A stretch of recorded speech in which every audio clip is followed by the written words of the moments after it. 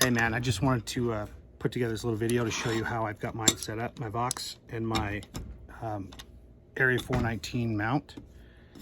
I had the Torrent for the longest time and it worked really well.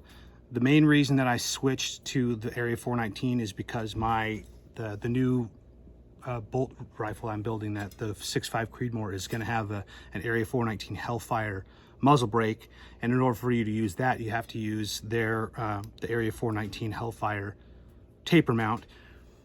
And I wanted to be able to use my suppressor on that, so I figured I'd just swap it all out to a compatible mounting system. That's not to say the Torrent isn't a good system. It's a really good system.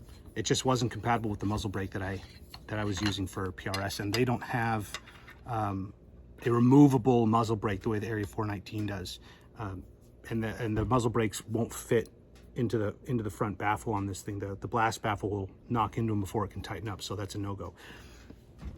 So this is what I've got. I've got the Area 419 Hellfire mounting system that comes with the muzzle device, which is just a basic taper mount, but it is a left-hand thread.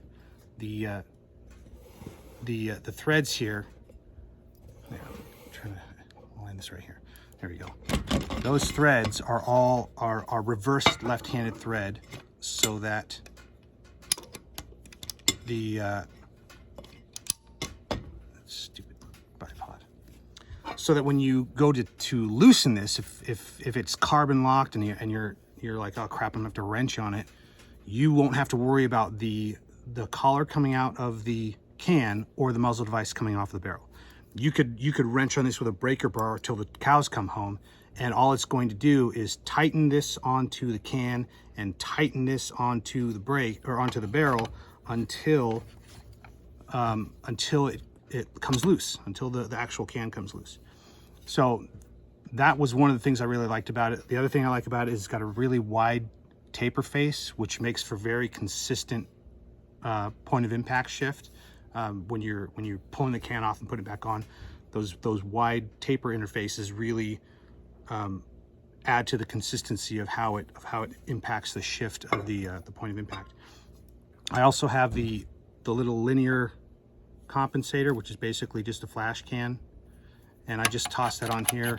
I'm going to toss that on here whenever I'm using my suppressor somewhere else. That way, if I do have to just grab this for whatever reason, come on, line up. There we go. That way, whenever, if I ever have to just grab this and use it for some reason, I still have some blast deflection mitigation for the 11.5-inch 5.56. But this also comes off real quick with the reverse thread. And then I got a couple of little thread protectors that I just toss on whatever rifles I'm not using. Still kind of getting used to the reverse thread. I have a tendency to accidentally try and twist it off instead of twist it on. But I really like how cost-effective these are, because these muzzle devices are only about, I think they were like 40 bucks. 40 bucks for the muzzle device, and I think there's like 120 something for the actual mount. I'm not 100% sure that I'll check that and verify it, but altogether for the suppressor mount and two muzzle mounts and a flash can and a thread protector, I think altogether I was into it 300 bucks for 3 rifles, which is not bad at all. And it's Area 419 is really well known for their accuracy and consistency. They're used a lot in precision rifle shooting type stuff.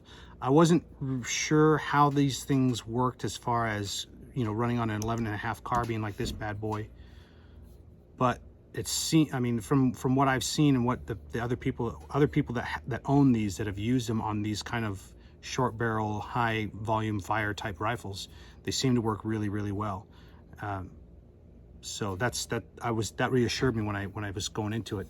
The other cool thing about it is this guy has this. It has a automotive grade gasket, one of those high durometer gaskets in there, And that gasket is designed to be able to handle the heat of being on the end of a barrel,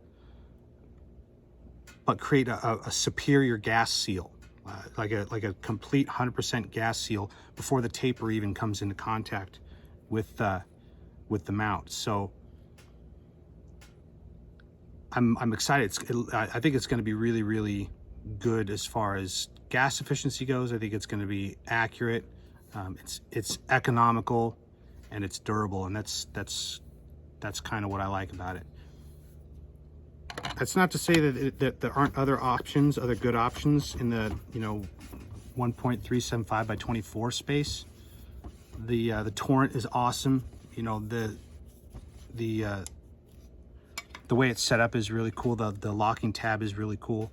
I didn't find that I really needed it the whole time that I had it, just because the taper is rock solid. It doesn't back off. You don't have to worry about any of that kind of stuff coming loose. And the flash hider that it comes with, the flash hider that's integrated into the mount, is pretty good too. So, but this is just another option. This is actually now my preferred one, just mostly because of that reverse thread. The reverse thread is just awesome. I don't know why the whole industry isn't reverse thread anymore.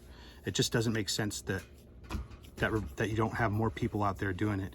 As a matter of fact, Energetic Armament, the manufacturer of the Vox, they have their own mounting system out now that is also a reverse thread.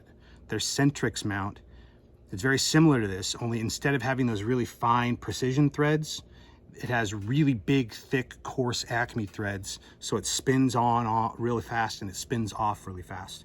The only reason I didn't go with that one over this one is because it's not compatible with the muzzle brake on my PRS rifle. So yeah, I just figured I'd put this little video together so you could see how it works and the pros, the reasons why I like it. So hope that helps. Later.